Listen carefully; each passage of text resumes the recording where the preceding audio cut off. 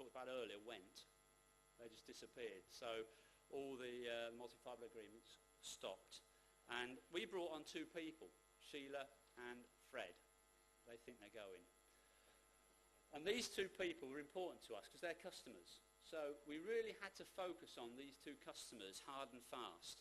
And you know, as retailers, if you miss a sale and they go next door, it's a hell of a hard work to get them back, to come back to your store, because they've gone there and they'll stay there if you get a good experience. So the issue for us then became, from sort of 2004 onwards, not just about Fred and Sheila, two very important people to me, but more than that, which I'll come to at the end. I'll tease you a bit, I'll leave that to the end.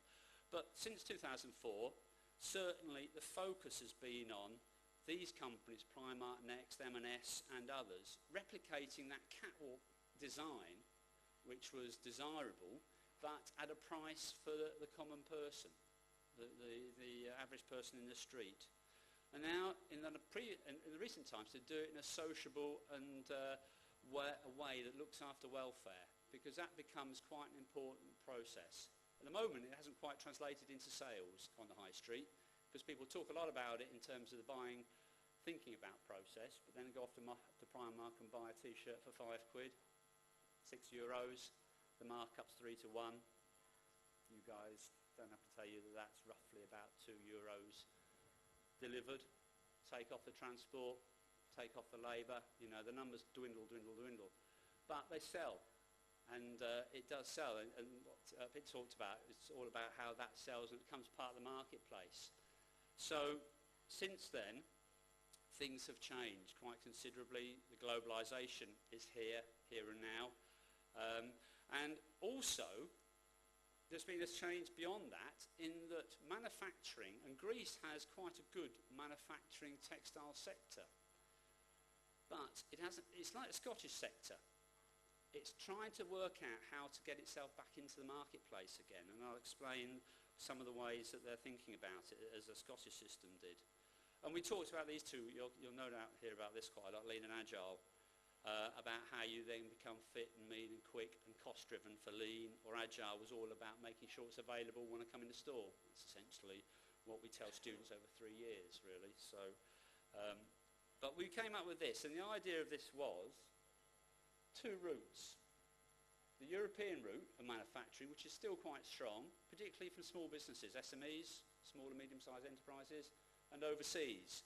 And the overseas was the predictable shift for volume production, and overseas from Europe predominantly.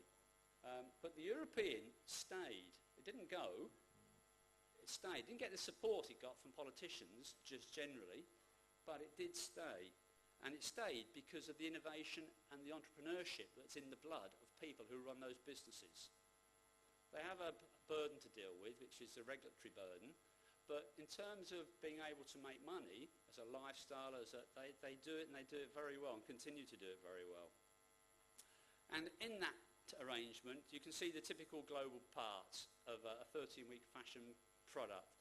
It starts its life as yarn in Africa, it then goes to India for fabric, it then goes to China for the final assembly, shipped to the UK and sold in the UK. Okay, so that's a typical type of supply chain. At this point, I'm always blaming the students. I believe this is that. No, it doesn't. There you go. Technology's left me down. But the UK, the right-hand box, is 13 weeks of sales gone. Okay, so whatever you do, it takes about 9 months to get from the yarn to the store, and then you've got 30 weeks to sell it, gone, and the next one comes along. So if you get that bit wrong and you're not connected and synchronised, then you've got a little bit of a problem, because someone's paying for it, and ultimately it's going to be the retailer that pays for it, because it's got customers, Fred and Sheila, who expect to come to the store, even Primark, and then find it's not there. Thank you very much, go next door. Simple as that, really. And this is some idea of the geography of the place. This is China, and 3,500 kilometres from Hong Kong to Urumqi, which is where a lot of the spinning's done. And to give you some idea of this, and I suppose this is a good audience, did I say the cheap seats are good seats? These are good seats, I think. When you're sitting in first class, and I'm down the back as an academic in cattle class, down the back end of the plane, by the time it's got to where it says spinning mill, you're on your second glass of champagne. All right? Those guys and me, in the cheap seats at the back of the jumbo, just wading through our second can of Heineken. Right? So that's the time it takes. So it takes about 2 hours on a jumbo to do that. So you can see the time scale and the span is huge. So we talk about China as a unified place. It's all made in China. It's a massive place. And in between there's a mountain range and a desert as well, just to throw in for good measure. So if you think of a retailing point of view, someone has to get all this together for that 13-week season product. So that's where we are now, and that's what retailing is about, is understanding the overview, not just the one-to-one. I buy it from X, and X deals with the rest. You need to understand as a retailer what X is doing to make sure you understand that whole process. And the good guys are tending to do that now. The guys that are falling by the wayside in the recession in Europe, certainly in the UK, are those that really have got stock in the wrong place, money's tied up in the wrong place, don't know what they're doing, whereas the good guys, and Marks & Spencer, I have to say, is one of these good guys, amongst others, have got that pretty well sewn up, know what they're doing. But, and this is the infrastructure, I took these some photographs, that's why they're not very good, last year. Okay, this is last year, this is 2010. So that's the infrastructure they're having to deal with in China to get the product made into a store. Primark then sells it for €6. It's on those types of... we don't have the infrastructure we guys have in Europe, we take for granted. But then we have these things called big boats, which there are 8 of them, round the world vessels. So they're doing that. So against the other side, this logistics side is a saviour.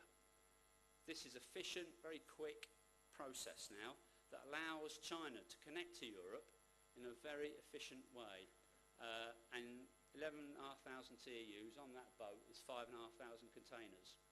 So if you think about 5,500 containers on the main high street in Athens, then that's what one boat turns up with. So I'll just go through the same process that's going to come to it. The same process is as it's always been. You get a design, you get some guys who put it into technology, into machinery, they make it. You've got skill of the workforce, and they are over 18, they tell me they were, who look at it, check it out, and put it here. But there's a bit of a but, because you can't see this. There's a good brand called DKNY. And I hope there's any representatives in this audience from DKNY. Because that says made in Macau. I was standing in China in that factory where it was being made. So even today, you know, they're stretching the truth about where the origin is. And the but about it is, retailers want everything sold at full price. Don't sell in the sale, not interested. Okay? So how do I get there? This is the issue. How do I make it work? They want social compliance. So this is the sort of cocktail of what they need. But suppliers need to survive. All those suppliers need to survive. And they want you guys, the retailers, to give them reliable forecasts. So commit. You know, the plane's going down a runway. At some point, it has to take off. So commit to the suppliers so they know what you're going to do. And talk about what's going to happen when there's a change in demand. And work it through. And help each other out through that. But about a third of merchandise, it varies a bit, is sold at a discounted value. And unfortunately, the forecasts aren't that accurate as they could be. And post 9/11, the insurance costs of logistics have escalated hugely. So it makes it even worse. And then you've got the burden, we've listened for 4 hours, from the politicians adding to that. So it makes it really difficult to then put it all together. But somehow you have to do that, because Fred and Sheila will come to you. You're retailers. You know, you need bread to make toast. You need customers through that door. And to make it worse, we have technology. You see, technology, where it's not working.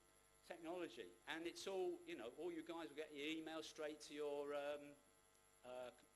phones. Well, they're not phones anymore, they're iPhones, apps, whatever. So multi-channel retailing now becomes a third dimension to this, because we will see it in one channel. We will then buy it from another channel, and expect a third channel to deliver it. And that's where we are now. So multi-channel retailing is saying, hang on, all these other problems, and now you want this. Yeah, Fred and Sheila will want that. And you can see some numbers there about online clothing sales is increasing. So it won't ever, in my view anyway, I don't think it'll ever take over bricks and mortar, but the two will have to work collaboratively to make it work. So answering that question I said at the very beginning was, can Turkey compete against China? It's not that. That isn't the solution. The solution sits in straightforward marketing. You guys understand it. Retail marketing, segmentation, targeting, positioning. Think of who your marketplace is. And this is the work we did last year. Think about who your supply chain is. Think about who your customers are. And then work out who is the most beneficial supply chain to connect with that customer. And there are three at the moment. And one is the 13-week one, which I've talked about. And that's Thomas Nash. It's a German brand, sold in the UK, made in China. Sold in 13 weeks. Because the Thomas Nash have worked out, and Debenhams is a relatively good quality, high street departmental store, have worked out how to do that quite well. High street fashion, 6 weeks, 7, 8 week, short fashion, okay. Products in China for the yarn, goes to India to be made into fabric. You see it's coming closer now. That's where Turkey comes back in, is a garment manufacturer. And that's, to me, where Greece should come in. 12 months' time, I want to come back here. Probably won't get invited back here again, but come back here and say, no, that's Greece now. Because I think Greece should be able to do this, because Turkey actually isn't in the EU, although the European parliamentarians, have gone now, like to think they are, and given all the benefits of the EU. So, there you go. Into the UK, sold. So that's a second type of product. So segmentation of the marketplace and the product. So all your products you're wearing, all the clothes you're wearing, you should be able to say, right, I bought it at that price. It goes from there. Straightforward. This is a £400 jacket. I wish it was. Okay, that's made here. The second place. And this is where Europe comes back into play again. And we've been working quite hard with the Scottish manufacturers and the manufacturers in South Wales particularly, and also now with the French manufacturers, because we're connected with university in western France, where two brands, Johnston's and Brora, okay, Johnston's make Chanel gloves, they make Yves Saint Laurent products, you might have heard of those, but they now make their own brand. And then they sell it through themselves, and they also sell it through this other brand called Brora, which has come from nowhere in 3 years. A lady called Valerie Stapleton designed this 4 years ago as a brand, and has worked out that in her marketplace, she can do this, source from Scottish manufacturers for these products. V-neck cashmere pullover sells for £159. Well, it's roughly 1 to 1 at the moment in terms of euros and a bit. So it's about 160, 170 euros, and then the scarf for 100 euros, and it sells. And my final point is the customer now is looking not just at what the consumer wants, it's the experience they want. They know it's bad outside, they know the marketplace is rubbish. I'm going. Was that 2? Or was it another sign? Right, 2. 1. It's getting worse. So what they want, and this is where you guys, I think this is the final point, this is where you need to convert them. You need to give them a good experience. If you give them a good experience, they'll come out of that bad weather into the good weather, into the store. You'll understand all the bits to the left of the experience, and then you'll be productive and give them a good experience, and they'll come back again. There. Thank you very much.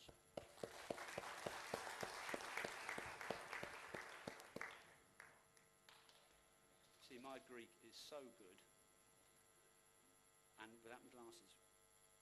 I'll leave it to the man who knows. Now I invite to the podium Professor Neil Winkley from the University of Southampton.